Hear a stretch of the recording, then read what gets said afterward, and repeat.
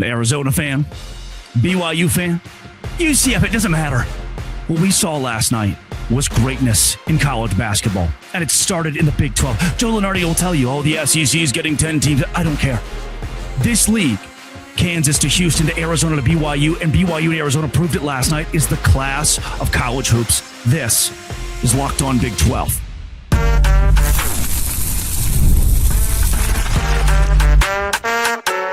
You are Locked On Big 12, your daily podcast on the Big 12 Conference. Part of the Locked On Podcast Network, your team every day. What was that? Happy Tuesday, everybody. Welcome into Locked On Big 12. I'm Drake Toll from America's #1 Big 12 podcast, Locked On Big 12. Thank you for making this show your first listen every single day. Live from the Marriott Center, where BYU plays hoops, or only plays hoops for the last 4 minutes of their basketball games. But when they do, they create anarchy. We'll start there.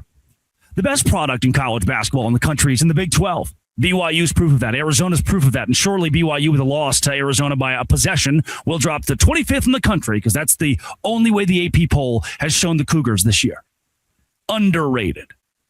Then, hey, if you like that, there's a story you're missing that I'm going to talk about. You're going to think, what? Where'd this come from? Women's basketball, Kansas State. A player has been suspended indefinitely by the NCAA, and you'll never guess what she did. We've got to put a stop to it. Then we'll finish with BYU, man. Special place, dog. Special place. I'll give you my experience over the last 3 days of everything that I've seen, heard, people that I've met. Wow. If you hit subscribe, I get to keep my job. Last night, we let the Big 12 talk. If you missed this game because you're like a normal human being on the East Coast and it ended at almost midnight for you and you're like, I'm going to bed, I get it. I understand that entirely. Started at 9 p.m. Eastern. Wow. If you're a fiend and love hoops and stayed up for this, it could not have been worse to watch until all of a sudden it was electric. BYU was down 19 points in this game. They were getting run off their own court by Arizona.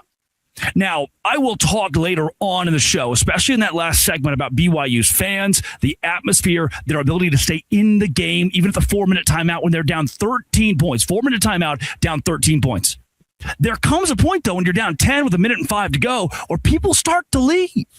It's cold. There's the parking lot. It's going to be jammed. But what if I told you BYU would pull the game within a point and have the ball within a point? And you know what? You're a BYU fan, and you woke up today, and you know what you're saying? God, I can't believe Robert Wright, last possession of the game. It's driving the ball. Cougs down 1. 15 seconds to go. Wright takes it himself after a long inbound. Takes it in the paint. Oh! Hack-a-rob. Gets a little contact. No call. Arizona ball. 2 seconds to go. Bang. Couple free throws are buried. Game's over. 86-83. Final prayer from Rob Wright. Half-court shot. No good. But if you're an Arizona fan, you're saying, well, BYU would not have had the ball if not for a flagrant one called on the Wildcats and then an offensive foul on an inbound play that gave BYU the ball when they were down 1. None of that should have happened. At least that's what you think as an Arizona rooter. Rooter? Made a new word. Somebody who roots for Arizona. But all of that out the window. The way the game ended out the window, the 86-83 final out the window, the controversy, what you think, what you wanted to see, what you wanted to happen, what you got was greatness. What you got are 2 Big 12 teams at the top of college basketball. Arizona is complete. I don't want you to see this game and think, oh, they can't put teams away. Oh, should I be worried about their inability to stay together? To stay fundamental, to allow 52 points in the second half after they allowed 31 points in the first half. I don't want you to think that. And if you're a BYU fan, you're thinking, I don't think this is a Sweet 16 team anymore. We're missing pieces. You're wrong. I was there the full 5 years the Baylor Bears were at the top of college basketball, and I can tell you, this is a BYU team. There was a year where Baylor had 3 players, Jared Butler, Maceo Teague, and Davion Mitchell, you know the guy, where Baylor won the national championship because those 3 guys were really good, and Mark Vital was kind of that 4th piece. That's what Keba Keita is going to give you, is that 4th piece. I still think Keita is the guy. If he goes for 10 points, 12 boards, that's the catalyst that leads BYU, the secret catalyst that leads BYU to being a Final Four caliber team. I'm not upset after the Cougars lost this game. Are there ways to adjust? Yeah, listen to this. Take a charge. Stop jumping. Stop trying to block shots. You're going to be undersized in a lot of the games you play in a March Madness. Stop trying to block shots and fouling. Last night, you could say the free throw disparity. You said, well, Arizona shot 32 free throws to BYU's 19. Surely the officials had something to do with that. Surely it was Tony Padilla. And look, I get it. That man is terrorist college basketball sometimes. Kip Kissinger is too. I understand. But 32-19 was less about the physicality of Arizona versus BYU and more about BYU's not inability, but lack of want to take charges down low. And by the way, if you're a BYU fan thinking, where could we have made up points? Where could we have won this game? It makes almost no sense that BYU was within 3 points at the very end. Listen to these stats. BYU, 29 of 72. Not good. Not good. 40% field goal percentage is not great. 72 shots is a lot of shots, by the way. 13 for 34 from deep is not terrible. 12 for 19 from the free throw line. Those are free. You missed 7 of them in a game you lost by 3. Got out-rebounded 39-37. Out-rebounded defensively 32-21. Made no sense that you out-rebounded Arizona 16-7 on the offensive side. It's just because the Wildcats, that if they're one note for BYU, please take a charge somewhere, anywhere, at any point in time. A note for Arizona, please crash the glass on your three-pointers. They don't do it. BYU, they turned the ball over 12 times. Arizona turned it over 13 times, especially thanks to the end of this game. But that's not a stat that points to BYU losing. This one is 18-6 fast break points in favor of Arizona. Points in the paint, 34-26 in favor of Arizona. The largest lead of the game. 19 points by the Wildcats, and BYU still came back to make it close. What does that tell me? That this sport rocks here. That in this conference, where you tell me you get to Team 8, Team 9, West Virginia, or TCU, even a Colorado or Oklahoma State, you're telling me those teams at the end of the year won't deserve to be March Madness teams. But in the SEC, I don't know, man. You know, Missouri looks good sometimes. The Big 12 doesn't get that kind of love in football. We know that. But in basketball, this is the conference. And I don't think we should lose sight of that. And BYU and Arizona putting on a show. The fight from BYU to climb back down 13 with 4 minutes to go. The elite level of play from Arizona to stay undefeated, by the way, haven't lost a game. That is not getting enough press. It's not being talked about enough. And the Big 12 stands true, whether ESPN likes it or not. That's the best conference in college basketball. 86-83, finally Arizona wins it. Classic. I'll get to the crowd and all that later. In the meantime, this is the wildest story you'll hear all day. And the cry for justice needs to be there for a Kansas State women's basketball player who's suspended. Locked on Big 12. Hey, today's show is brought to you by Mazda. We're moving the game forward with Mazda, baby. They're back. They're so back. Mazda's moving the game forward. For those who show there's more to the score than what's on the screen, that's what Mazda is here for. And last night, way more. To Jaden Bradley and Brayden Burries. Those guys were elite. They reminded me what it takes to raise the bar, dialing every detail, giving it the extra fire, and the I never quit kind of grit. They put the same passion into every model over at Mazda. Highlights make the real. What it took to get there makes it count. There's more to a Mazda because there's more to you with Mazda.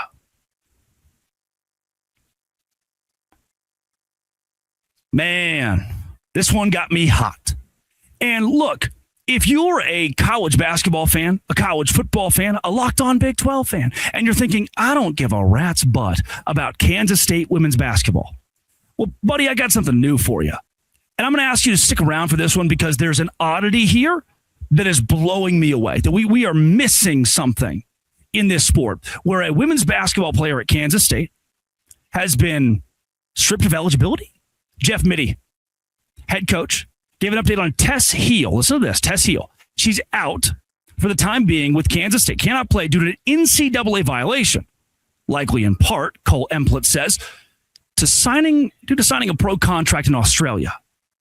Buddy, you're telling me Tess Heel, this Kansas State women's basketball player, signed a pro contract to play in Australia after the season is over. She's not accepted a dime. She has not went overseas to play. She's from Australia, by the way. It's not gone overseas to play in the middle of the season. She is telling us after the year is over, she's just signing to go back home to Australia to play pro basketball. The NCAA said, violation. Hey, Hey, I'm at the BYU game, and I watched a guy who played in the G League just play for the Cougars. And I don't think it's a problem because the NCAA is allowing it across the board. You should be able to do it if the NCAA is going to allow it. If Alabama can take advantage of the rules, if Arkansas can take advantage of the rules, so can BYU. But why is a Kansas State women's basketball player who hasn't played Pro Bowl? We have G Leaguers, we have guys who played two-way contracts in the NBA, guys who signed NBA contracts playing in college basketball right now. That's allowed. But a Kansas State women's basketball player who solidifies her future, who locks in for the future, doesn't have that liberty. Here's what her head coach had to say in his press conference. No, just what I said yesterday. We hope for a quick resolution. I don't think it's she made a mistake in regards to the timing of it. But there's nothing else that we feel good that as soon as it gets through the reinstatement process that we'll have her back. Toughness. I mean, Tess is a tough player, and anytime you're missing a player, but others had opportunity to step up, and we've had injuries before, and others have stepped up. We just struggled today to have others play well in that role, and so we've got to do that better. Yeah, this should infuriate you. This is happening to the Big 12. This should infuriate you. This is not like the Trinidad Shambles situation at Ole Miss where they want you to think the SEC and Ole Miss, the NCAA is out to get Ole Miss. By the way, they have their own number of recruiting issues in Oxford right now. This is a kid who did everything right. This is a kid, a starter at Kansas State, a team that pretty much, they need Tess Heel right now, who is down because she signed a contract with the NBL1 team. She, per 785 Sports KSU, would not play in the league until after K-State season is over. The NCAA has deemed this a violation. There are actual G League players, NBA level players, NBA contract players in college basketball on the men's side. But on the women's side, a Big 12 program is being taken to the NCAA's woodshed. And because they don't think you'll see it, because they don't think you'll care. Listen, there have been times in your life where you felt like, whoa, there's nobody here to help me. There was a time, my family, I've mentioned a lot, like my brother's health issues, right? They're driving across the country in this truck, and it blows up for the second. A motor blows up for the second time, and it blown up 3 weeks earlier. 3 weeks earlier in Colorado, the dealership, the manufacturer's like, yeah, it'll recall on the motor, so give you a new motor, we'll get you on your way. 3 weeks later, it blows up again. Halfway across the country, trying to drive this guy to get him, fix his brain, right? Take him to these medical trips and get him across the country. And so my parents were like, hey, we've already spent, thousands of dollars out of our own pocket for hotels and flights, just trying to figure out how to maneuver without a vehicle because we didn't have one because the motor blew up, and it blew up again. What can you do? Dad spent a whole day on the phone. Helpless. You've been in these helpless situations. You've been in a spot where you were thrown on the bench because of some silly, phony rule, and you couldn't do anything about it. Why? Because the big bad man said, there's no consequence for me. It's not going to matter for me. No one's going to point the finger at me and make this my problem, my fault. Well, luckily, thanks to you, listeners of Locked On Big 12, actually, pretty cool. My dad, my family, reached out to an executive at the car company who listens to Locked On Big 12 and said, hey, I'm so sorry that every other person at the lower level below me told you no and said we can't and said we won't pay for it, won't reimburse it. We'll maybe put you in a new truck, but sorry the motor blew, sorry it's on recall. Can we just give it back to you? Sorry they all said that. I listened to your son's show. But guess what? We don't live in a world where we're all blessed to have a podcast about the Big 12, that people are watching about the Big 12, right? You've been in a spot where the cards are stacked against you and there's nobody rooting for you. It's the same thing happening to Tess Heel, 5'10" guard from Melbourne, Australia at Kansas State. So here's what I hope you do. And if this is no activism for you, if you don't feel like, I need to call my senator, write my congressman, I don't need to tweet about it, put a Facebook post together about it. I think for me, like the least I could do, and what I feel inclined to do, these emails are public for student athletes, coaches, just a word of encouragement, right? At the very least, think about this. When you think about the future of college athletics, the future of how we allow the men's game and the women's game, how we allow the haves and the have-nots to have access in sports. The NCAA is telling you, we don't care about you. And if you're small enough, we're going to rule against you because we know you can't beat it. The outrage should stem from Charles Bediako suiting up for Alabama this weekend and Tess Heel having to sit on the bench because she signed a contract to play months from now and solidify her future. Her coach, Jeff Mitty, you heard from earlier, calls it a mistake in timing. He has been a pro's pro about this. And Tess Heel, arguably the hottest player on the team, Santa Clara transfer, 31 points against Houston. Can't play because the NCAA thinks they can do whatever they want. That sucks, man. I just want to bring it to your attention. You know what doesn't suck? Oh, this weekend, BYU basketball, the BYU experience. This is Locked On Big 12. Hello, friends. Today's show is brought to you by TurboTax. Look, TurboTax makes taxes easy. It's where I'm going this year. It's where I went last year. Because I log into TurboTax, it takes way less time than the other guys, and they make it easier than ever this year, specifically with TurboTax Full Service. Have your taxes done for you by a trusted local expert start to finish without the stress or the guesswork. Instead of spending hours trying to figure out forms, meet with a local TurboTax expert in person or connect online. They handle everything. W-2s, self-employed forms. They work to get you every deduction. You can upload your documents, go about your day, get updates right in the TurboTax app. For a limited time, have your taxes done by a local tax expert. TurboTax expert for $150 all in. That's it. $150 all in. Your taxes are done. If a TurboTax expert does not file for you this year or did not last year, file by February 28th. Take the taxes off your plate. Get back to your life. TurboTax.com/local to book your appointments today. TurboTax.com/local. Man, they've done it again. I think people are ignorant to the BYU experience. Oh, BYU? The place where they can't have caffeine? No. Oh, BYU? Those weird people? No.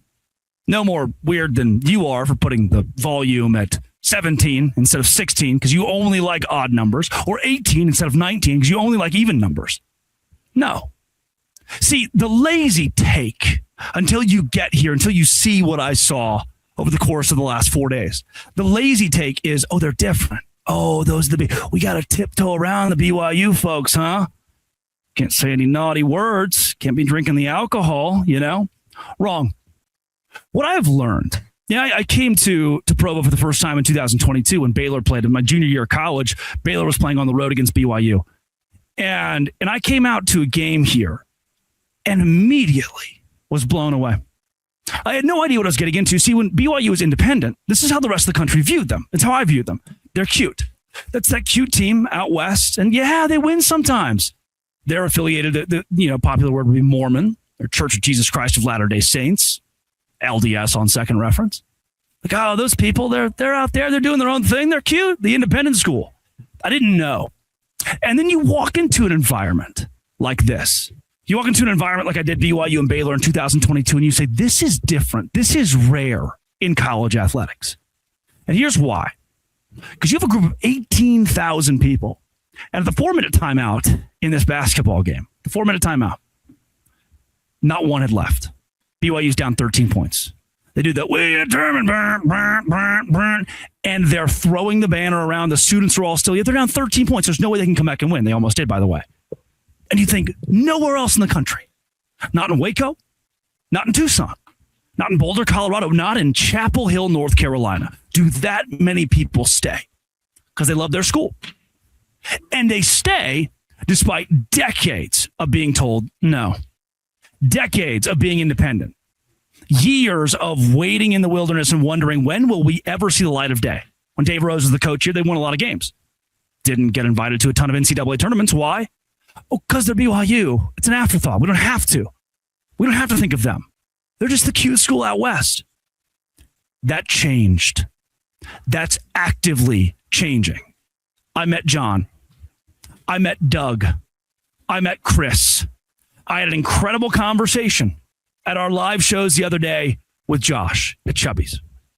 And I can tell you what happens right here at the Marriott Center, what happens right here in Provo, Utah, at BYU, is different than what I've seen anywhere else in college athletics.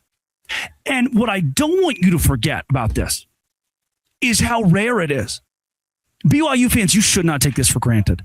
There are teams that win at the top level of college basketball, top level of college football, and they almost win so much they become callous to it. They stop cheering for their team the same fervent way they did when they first got good again, when they first came to the surface of college athletics.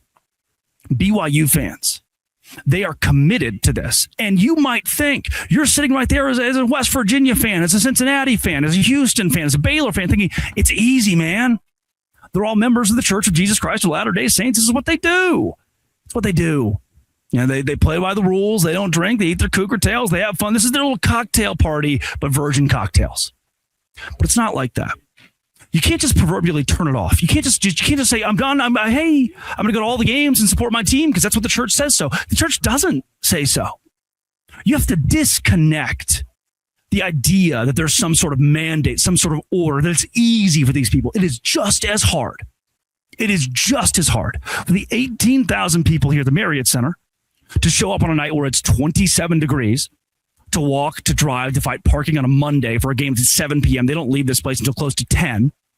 It's just as hard for them to do that as it is for you to do that at Arizona State, as it is for you to do that at UCF, as it is for you to do that at Texas Tech.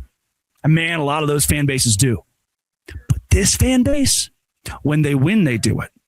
When they lose, they do it. When they're down in games, they do it. And it doesn't make a ton of sense.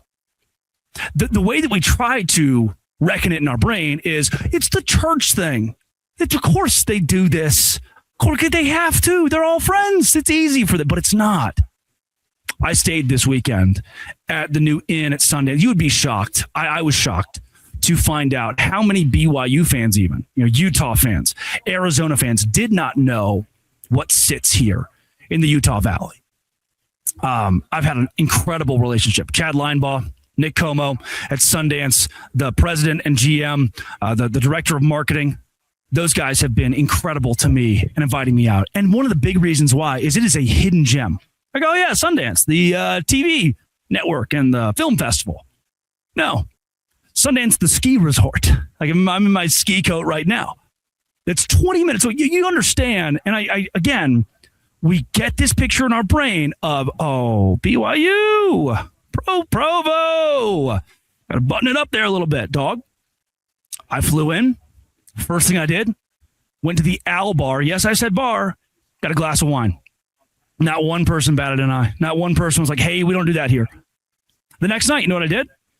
I got in late because we were at the Utah BYU game. Then at Chubby's after that, doing the live post-game show. Back to the resort, Sundance. Only thing open for dinner, Al Bar. And I got a glass of wine again the next night. And guess who sat beside me? A family in BYU gear. You know what they said? Hey, good to see you. How was the game? They didn't say, oh, you're drinking wine? Can we pray for you? They didn't say, oh, you drink a glass of wine and you're having a 12-ounce beer? Oh, let's pray for you, man. Hey, we're praying for you. We hope hey, what about church tomorrow? You want to go to church tomorrow? They didn't do that. They didn't make me feel that way. That's not what these people are about. It's not what these people do. It's not how they make you feel. They don't make you feel ostracized because you're not a part of the community. They don't make you feel like I'm not looking at the student section of 8,000 kids thinking, weird. What I'm thinking is I wish the rest of the country had that. I wish the rest of the country had this communal effervescence. What's beautiful is it doesn't even have to do with the church a lot of the time. The way they root for the school, the way they root for their teams. Chad Linebaugh. Hey, he told me, like, hey, man, I have those, like, that's what drew me to BYU was the church, the faith aspect. Come to Sundance, come stay, come hang out. Go to BYU against Utah. Go to BYU against Arizona. Feel that atmosphere. Feel the experience. I love BYU. Nick Como, who does marketing for Sundance, not a BYU guy. His wife went to Utah. Lived in Salt Lake for a long time, from New York. He's like, hey, man, admittedly, I'm not a BYU guy. I didn't fall in love with BYU because of the church. There's the religious aspect of BYU that makes me like, oh, yeah, gung-ho. But he loves the way the people at BYU love each other. And in that, transitive property of that, he's shown that to me. Chad and Nick have given that to me at Sundance Resort. And I would recommend for anybody, if you're coming to Provo, if you're going on your honeymoon, if you just want to stay for a night, if you're from Provo and want to escape from the kids, if you're from UCF, Baylor, Utah, if you're from Arizona, Colorado, Cincinnati, Texas Tech, TCU, Sundance is the place to stay. The brand new inn is incredible. Incredible. And it's not, oh, those weird people. No. It's the fact that a BYU student, member of the church or not, can get out of their 2 p.m. calculus class after a long day, checking the boxes on the old Scantron. They can go ski at Sundance, get done skiing at 5 o'clock, have a little meal right there, a glass of milk after they graduate wine, and then go to the BYU basketball game and root for a top 15 team in the country and the number 1 overall NBA draft pick. There are not a lot of places in America, not a lot of schools in America that have that. If you're in the middle of it, I hope you cherish it. And I hope you understand, I recognize it's not easy. It doesn't just come together. It's not, oh, well, it's a church thing, so of course they do it. It's like a Wednesday night, oh, they're going to be there. No, it's tough. I hope you see that I see it. I hope that you feel seen. And if you haven't been here, if you have experienced it, you're thinking, oh, here this guy goes again about BYU. Well, they win. So it's a reason you talk about them a lot. But they have that. They have that. And if your thought is this guy keeps talking about BYU, then show up one time. One time, just see what I got to see the last 4 days. Because it doesn't happen in a lot of places. It's different right here. And it doesn't have to be. It's not easy. It's different because the people make it different. John, it was great to meet you. Doug, it was great to meet you. Sherry, it was great to meet you. Daryl, unbelievable. The amount of people that hundreds that watch the show. I appreciate it. I appreciate it a lot. I'll be back tomorrow. We'll talk again. I told all of you. I was like, hey, we'll talk on Tuesday morning, Monday morning. We did. This has been It Always Will Be. We'll see you again.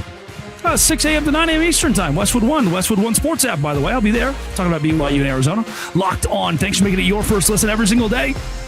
Dose Grande.